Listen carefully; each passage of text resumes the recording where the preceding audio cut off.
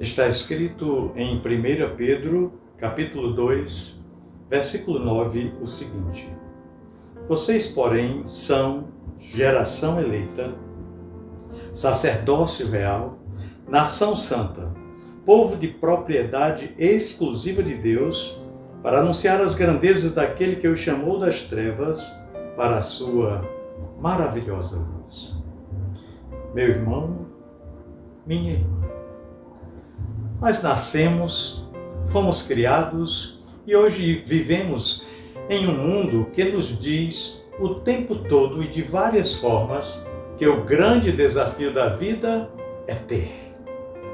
Isso é o que a maioria está buscando em quase tudo quanto fazem.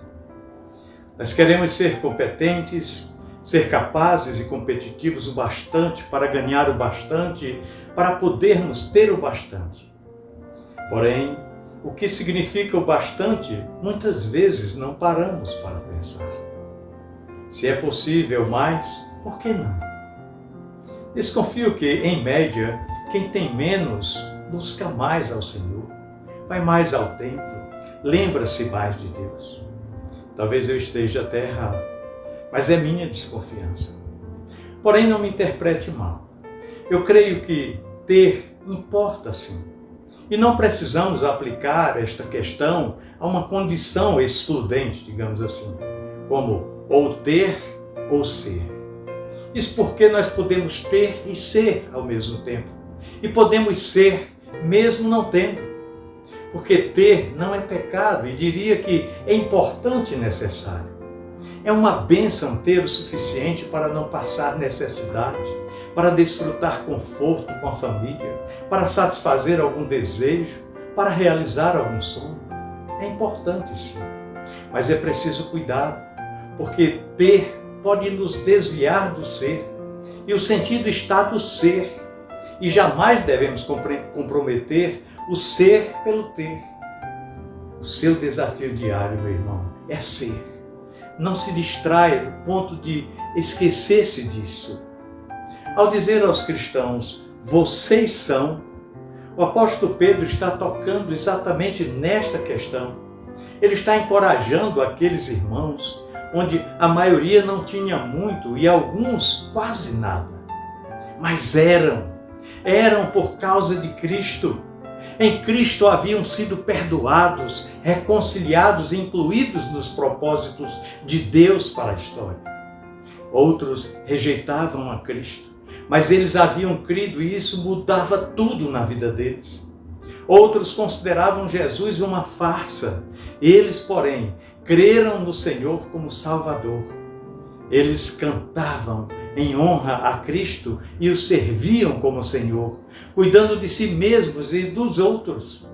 Eles se tornaram sinais do reino de Deus aqui na terra.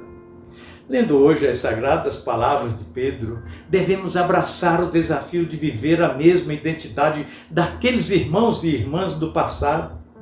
Aquele tempo havia perseguição e a fé em Cristo era vista como uma traição e abandono das tradições familiares e culturais da época.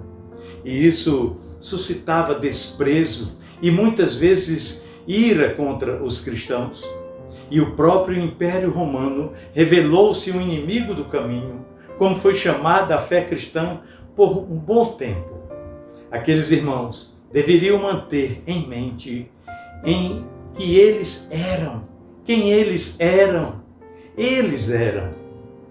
Já se passou muito tempo, pelo menos para nós e para grande parte dos cristãos do mundo, o ambiente ao nosso redor não é uma ameaça. Nossos carros têm indicadores de nossa fé. Temos muitos livros e bíblias. Temos templos para escolher, denominações à vontade para optar, de todos os tipos. Temos muitos cultos dos mais variados estilos. Se não quisermos ir, temos a internet onde podemos cultuar de casa. Podemos participar ou assistir o culto de uma igreja do outro lado do mundo. Mas quem somos? Esta é a questão. E quem somos esclarece quem Deus é? Nós cantamos que não existe nada melhor do que ser amigo de Deus. como é nossa amizade com Ele, como ela mexe conosco e nos faz ser quem somos. Nós temos o desafio de ser gente que foi escolhida por Deus e que o representa, cuja vida indica que andamos com Ele, gente que pertence a Ele. É importante aplicar as palavras de Pedro a nós mesmos, crer que nós somos, pois em Cristo nós somos o que Pedro declarou.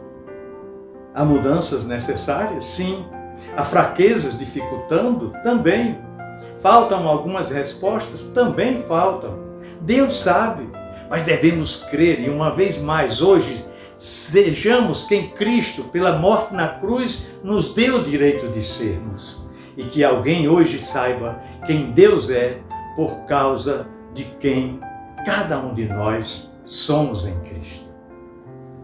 Pensemos nisso, no amor de Cristo. Amém.